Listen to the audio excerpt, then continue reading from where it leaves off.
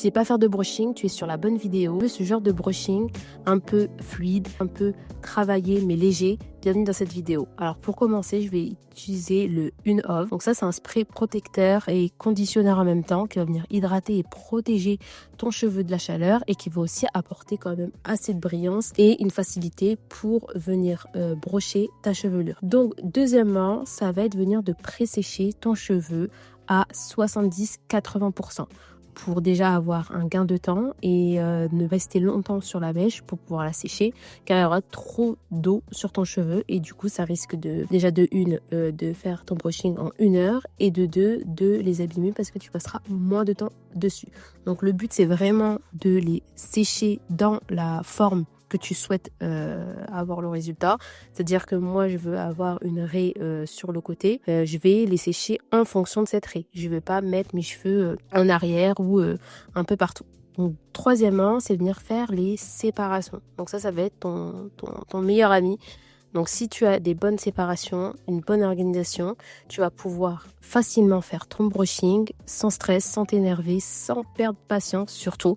Parce que c'est vrai qu'il y en a beaucoup qui abandonnent, c'est surtout par rapport à ça, par rapport à l'organisation. Donc vaut mieux mettre du temps sur le séchage et les séparations que de venir directement sécher et être du coup obstrué, enfin avoir une difficulté parce que tes cheveux sont mal séparés. Donc toujours en premier, c'est de venir faire les racines, les longueurs et les pointes. Tu ne passes pas à autre chose tant que tes racines ne sont pas faites, ne sont pas validées. Si ton cheveu est encore mouillé ou tu vois quelques frisottis, ça veut dire que tu n'as pas passé assez sur ta racine. Ou soit c'est parce que tu n'as pas assez séché au préalable 60 à 80% de ton cheveu. Bien sûr, en fonction du type de cheveux. Exemple, si tu as les cheveux un peu comme moi, ondulés, bouclés ou frisés, crépus, tu vas pouvoir passer beaucoup plus de temps sur ta mèche, surtout sur ta racine. Donc vraiment, ne pas du tout négliger la racine. C'est vrai que c'est très compliqué. Ça peut faire vite mal au bras et tout. Mais tant que cette zone n'est pas validée, tu ne pourras pas continuer à faire tes longueurs et tes pointes. Et ensuite, tu passes aux longueurs et à la pointe. Aujourd'hui, je vais quand même un brushing avec un certain mouvement. Je veux pas quelque chose de lisse, je veux pas quelque chose de bouclé, je veux quelque chose de aéré. Donc, je viens vraiment travailler les demi-longueurs et les pointes, mais pas avoir quelque chose de bouclé. Juste quelque chose avec un mouvement. Et du coup, je vais utiliser une brosse moyenne, ce qui va me donner ce résultat et aussi en fonction du temps de pose. Ce que je fais aussi, c'est que j'utilise plusieurs brosses pour gagner du temps. Là, j'en utilise pas plus, je vois pas l'intérêt. Après, ça commence à être un peu brouillon. Et ce qui permet de gagner du temps dans le sens, j'ai mon temps de pause et en même temps, je peux faire une autre mèche. Et du coup, là, je varie un peu les diamètres. J'ai la brosse marron et la brosse noire qui ont le même diamètre. Et la brosse Olivia Garden, la blanche, elle a un diamètre au-dessus. Mais ça ne change pas parce que je veux quand même un côté un peu fluide. Donc, on ne va pas voir la différence. Et c'est aussi ce qui va créer un peu plus de dimension dans mon brushing. Et vous allez voir le résultat à la fin, ce que ça va donner. Ensuite, on passe directement sur le plateau. Donc, l'arrière, je veux quand même assez de volume. Donc, je vais venir tirer vers l'arrière. Et en fait, votre brushing, c'est toute une direction dans le sens... Si vous voulez votre mèche de ce côté-là, va falloir tirer votre mèche vers ce côté-là. Vous allez donner du sens à votre brushing en fonction de la direction. Aussi, toujours vomir d'un vaporisateur. Ça, vous pouvez le trouver partout, en grande surface ou dans des boutiques professionnelles. Ça coûte pas plus de 5 €. Et ce qui permet de réhydrater votre mèche. Donc l'humidifier et aussi pourquoi pas aussi remettre du protecteur thermique.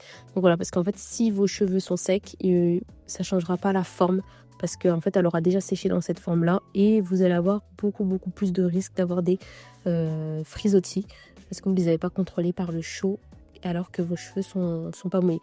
Donc voilà, donc là on réitère le brushing et là vous voyez que j'ai pas bien attaché ma mèche de l'arrière, elle me gêne, donc je la réattache parce que les pointes de la section où je les ai attachées, en fait je suis en train de les sécher et du coup forcément quand je vais passer à la séparation au-dessus, ma mèche sera déjà sèche et je vais avoir du mal à faire tenir mon brushing parce que ma mèche elle sera déjà sèche.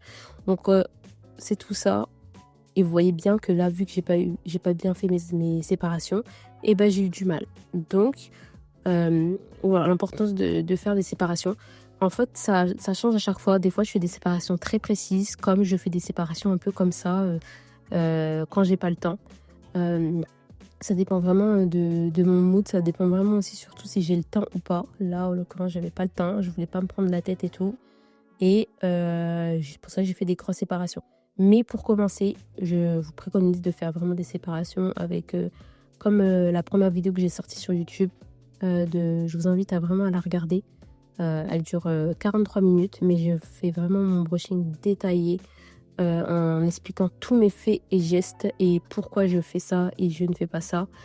Donc, je vous invite à aller la regarder pour la première fois, si vous voulez faire un brushing.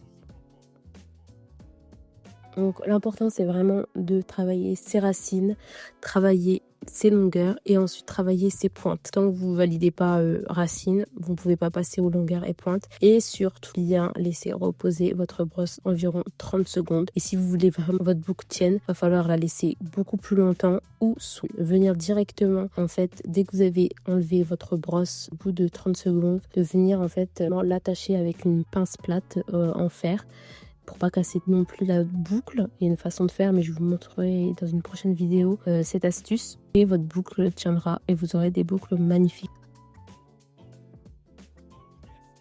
Là, j'ai fait une séparation sur le côté, mais je peux venir la mettre au milieu ou de 3/4. On a toujours le côté un peu boucle, un peu travaillé sur la pointe, pas quelque chose de lisse ou trop bouclé.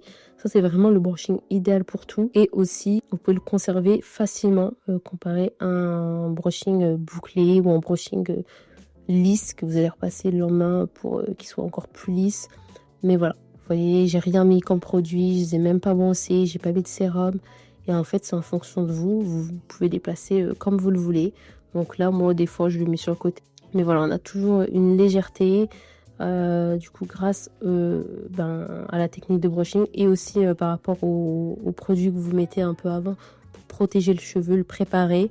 Et on a ce côté vraiment léger. Et bref. Dis-moi en commentaire quel style t'a plu. Entre l'arrêt du milieu, sur ce côté-là ou l'autre côté. Je te laisse mettre un commentaire, je te laisse mettre un like et n'oublie pas de t'abonner.